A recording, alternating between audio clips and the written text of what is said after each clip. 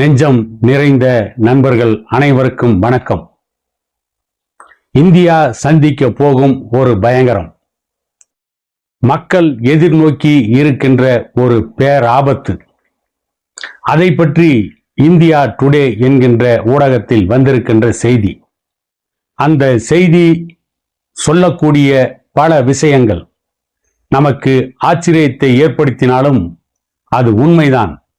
ஆனால் அந்த செய்தியை உதாசீனப்படுத்திவிட்டு புதிதாக நாம் சாதிக்க போகிறோம் என்று கிளம்பினால் பின்னாளில் உணவுக்கு பஞ்சம் வரும், குடிநீருக்கு பஞ்சம் வரும், மொத்தத்தில் மக்கள் மிகவும் மோசமான பஞ்சத்தில் தள்ளப்படுவார்கள், உணவு பற்றாக்குறை ஏற்படும் என்பதைத்தான் அந்த இந்தியா டுடே கட்டுரை விவரிக்கிறது. அதை அரைகுறையாக சொல்லாமல் அப்படியே முழுவதுமாக உங்களுக்கு தர வேண்டும் என்பதால் அந்த செய்தியை அப்படியே கூறுகிறேன்.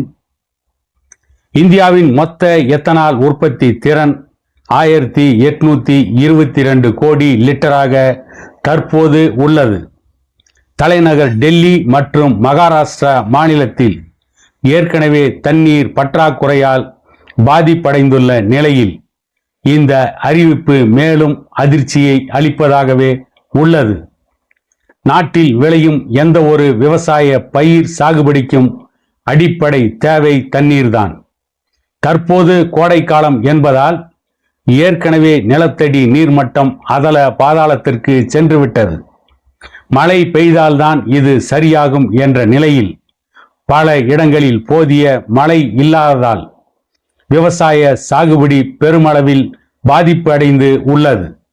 பல பயிர்கள் வெயிலால் காய்ந்து கருகி போனதாக செய்திகள் வந்து கொண்டே இருக்கிறது. இந்தியாவில் விளையும் மக்காச்சோளம், கரும்பு, நெல் போன்ற பயிர்கள் சாகுபடிக்கு போதிய தண்ணீர் இருப்பு அவசியம் தேவை. இந்த நிலையில் பெட்ரோலுடன் எத்தனால் கலப்பு என்ற அறிவிப்பு நாட்டின் தண்ணீர் பற்றாக்குறையை மேலும் அதிகரித்து நிலைமையை மோசமாக்கும். ஏன் பெட்ரோலுடன் எத்தனாலை கலக்க வேண்டும் என்று முடிவெடுத்தார்கள் என்று சொன்னால், ஈரான் அமெரிக்கா போர் அது ஏற்படுத்திய விளைவுகள், பெட்ரோலுக்கு தட்டுப்பாடு ஏற்படும், பெட்ரோல் விலை அதிக அளவில் உயரும், டீசல் விலை அதிக அளவில் உயரும் என்பதால் மாற்று எரிபொருளாக எத்தனாலை பயன்படுத்தலாம் என்று முடிவெடுத்தார்கள். இந்த முடிவெடுப்பதற்கு முன்பே எத்தனால் பொருட்கள் பெருமளவு தயாரிக்கப்பட்டது. ஆகவே எத்தனாலின் மூல பொருட்களில் பெரும்பாலானவை கரும்பு மற்றும் மக்காச்சோளம் ஆகியவைகளை வளர்ப்பதற்கும் பதப்படுத்துவதற்கும் அதிக தண்ணீர் தேவைப்படுகிறது என IPCCயின் அஞ்சல் பிரகாஷ் என்பவர் தெரிவித்திருக்கிறார். தூய்மையான எரிசக்தி மற்றும் இறக்குமதி செலவை குறைக்கும் நோக்கத்தில் பெட்ரோலுடன் எத்தனாலை கலக்கும் திட்டத்தை இந்திய அரசு தீவிரப்படுத்தி வருகிறது. ஆனால் இந்த பசுமை எரிசக்தி முயற்சி ஏற்கனவே கடுமையான தண்ணீர் நெருக்கடியில் இருக்கும் இந்தியாவின் நீர் ஆதாரங்களை வற்றச் செய்யும் அபாயத்தை ஏற்படுத்தியுள்ளதாக நிபுணர்கள் எச்சரிக்கிறார்கள். இந்தியாவில் எத்தனால் தயாரிக்க பயன்படும் மூலப்பொருட்களான கரும்பு, மக்காச்சோளம், தானியங்கள் மற்றும் அரிசி ஆகியவை பயிரிடப்படுவதற்கே அதிக நீர் தேவைப்படும் பயிர்களாகும். பெட்ரோலில் எத்தனால் கலக்கும் இலக்கை அடைய அரசு இப்போது அரிசியை முக்கிய மூல பொருளாக மாற்றியுள்ளது. ஆனால் 1 கிலோ அரிசியை விளைவிக்க 3000 முதல் 5000 லிட்டர் தண்ணீர் தேவை.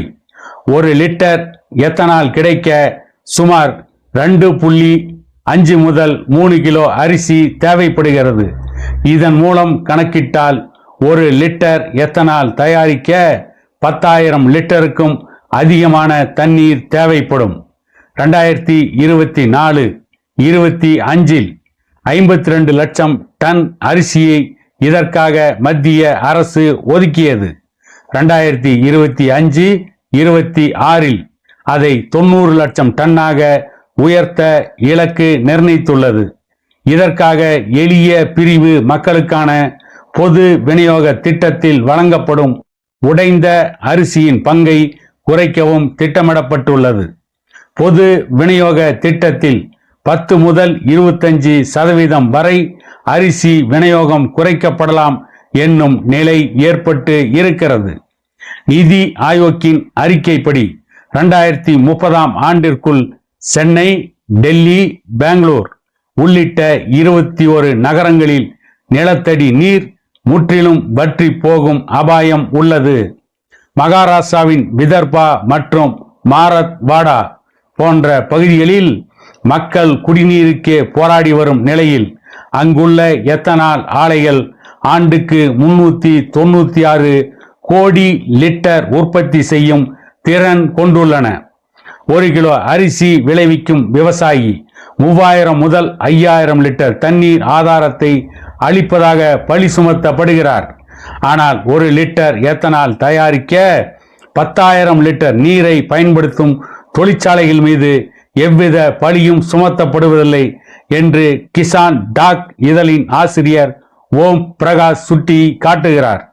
எத்தனால் ஆலைகளிலிருந்து வெளியேறும் வினாஸ் எனப்படும் கழிவுநீர் முறையாக சுத்திகரிக்கப்படாவிட்டால் அது நிலத்தடி நீரையும் ஆற்று நீரையும் கடுமையாக மாசுபடுத்தும் என்று சுற்றுச்சூழல் ஆர்வலர்கள் கவலை தெரிவிக்கிறார்கள். அரிசியிலிருந்து 1 லிட்டர் எத்தனால் தயாரிக்க 10,790 லிட்டர் தண்ணீர் தேவைப்படுகிறது. இதில் சாகுபடி காலத்தில் பாசனத்துக்கு பயன்படுத்தப்படும் தண்ணீரும் அடங்கும் என்கிறார் உணவுத்துறை செயலாளர் சஞ்சீவ் சோப்ரா. ஒப்பீட்டளவில் நோக்கினால் 1 லிட்டர் எத்தனால் தயாரிப்புக்கு சோளமாக இருந்தால் 4,670 லிட்டரும், கரும்பாக இருந்தால் 3,630 லிட்டரும் தேவைப்படுகிறது. நெல் பயிரிட்டு 1 கிலோ அரிசி பெற 3000 லிட்டர் தண்ணீர் தேவை. அதே நேரம் 1000 கிலோ அரிசியில் கிடைப்பது வெறும் 470 லிட்டர் எத்தனால் தான். இதை பார்க்கும்போது எத்தனாலுக்கான ஆதாரமாக பார்க்கப்படும் நெல் பயிருக்கு அதிக அளவில் தண்ணீர் தேவைப்படுகிறது. எத்தனால் ஆலைகளும் அதிக அளவில் கழிவு நீரை வெளியேற்றுகின்றன. இதை சுத்திகரிக்காமல் அப்படியே வெளியேற்றினால் ஏரி குளங்களில் உள்ள நீரையும் நிலத்தடி நீரையும் மாசுபடுத்தும். இந்தியா ஏற்கனவே தண்ணீர் பற்றாக்குறையை சந்தித்து வரும் நிலையில் எத்தனால் உற்பத்திக்காக பாசனத்துக்கு அதிக தண்ணீர் தேவைப்படும் குறியீட்டு எண் எச்சரிக்கை விடுத்துள்ளது. இந்தியாவில் எத்தனால் உற்பத்தி திறன் 1,822 கோடி லிட்டர். ஆனால் எத்தனால் உற்பத்தியானது ஏற்கனவே தண்ணீர் பற்றாக்குறை நிலவும் மாநிலங்களில்தான் உள்ளது. உதாரணமாக மகாராஷ்டிராவில் 396 லிட்டர் எத்தனால் தயாரிக்கும் திறன்மிக்க ஆலைகள் உள்ளன. இதற்கு முற்றிலும் முரணாக விதர்பா மற்றும் மராத்வாடா பகுதி விவசாயிகள் குடிநீருக்காக கடும் அலைச்சலில் உள்ளார்கள் என்று இந்தியா டுடே தகவல் தெரிவிக்கிறது. 1942ஆம் ஆண்டின் உலக போரின் போது ஜப்பான் இங்கிலாந்து வசமிருந்த பர்மாவை கைப்பற்றியது. அதுவரை தற்போதைய கேரளாவில் உள்ள திருவிதாங்கூர் சமஸ்தானத்துக்கு அரிசி அளித்து வந்த பர்மா அரிசி அளிப்பதை நிறுத்தியது. இதனால் ஏற்பட்ட கடும் அரிசி பஞ்சத்தால் 1942ஆம் ஆண்டு முதல் 1944ஆம் ஆண்டு வரையிலான காலத்தில் 90,000த்திற்கு அதிகமானோர் உயிர் இழந்தார்கள். திருவிதாங்கூர் சமஸ்தானத்தில் உணவு பயிர்கள் பயிரிடப்படவில்லை. அங்கு ரப்பர், தேயிலை ஆகிய பண பயிர்கள் மட்டுமே பயிரிடப்பட்டு ஏற்றுமதி செய்யப்பட்டு வந்தன. ஆனால் அவர்களின் உணவு பஞ்சத்தை போக்க இங்கிலாந்து அதிக அளவு கோதுமையை சமஸ்தானத்துக்கு அனுப்பியது. இதனால் ஆயிரக்கணக்கான ஆண்டுகளாக அரிசி சோறு சாப்பிட்டு வந்த மக்கள் ஆட்டா, ரவை மற்றும் மைதா ஆகியவற்றினால் தயாரிக்கப்பட்ட உணவு பண்டங்களை சாப்பிட துவங்கினார்கள். அரசு தரப்பில் எத்தனால் கலப்பு என்பது பசுமை இல்ல வாயு வெளியேற்றத்தை குறைக்கும், கச்சா எண்ணெய் இறக்குமதியை குறைத்து அந்நிய செலாவணியை சேமிக்கும் மற்றும் கிராமப்புற பொருளாதாரத்தை மேம்படுத்தும் ஒரு உன்னத திட்டம் என்று பிரச்சாரம் செய்கிறது. இருப்பினும் எரிசக்தி நிபுணர் சுவாதி சேஷாத்ரி போன்றோர் கூறுகையில், ஏற்கனவே வறட்சியால் பாதிக்கப்பட்டுள்ள மாநிலங்களில் இத்தகைய ஆலைகளை அமைப்பது நீண்ட காலத்தில் ஈடுகட்ட முடியாத இயற்கை வள இழப்பை ஏற்படுத்தும் என எச்சரிக்கை செய்கிறார்கள். பசுமை ஆற்றல் என்பது அவசியமானதுதான். ஆனால் அது நாட்டின் அடிப்படை ஆதாரமான தண்ணீரை அளித்து உருவாக வேண்டுமா என்ற கேள்வி இப்போது வலுவாக எழுந்துள்ளது. பசுமைக்கு மாறுகிறோம், சுற்றுச்சூழலை பாதுகாக்கிறோம், அந்நிய செலாவணியை ஈற்றுகிறோம் என்ற பெயரில் ஒட்டுமொத்தமாக இந்தியாவில் ஒரு உணவு பஞ்சத்தை ஏற்படுத்தக்கூடிய எத்தனால் தயாரிப்பு அவசியமா?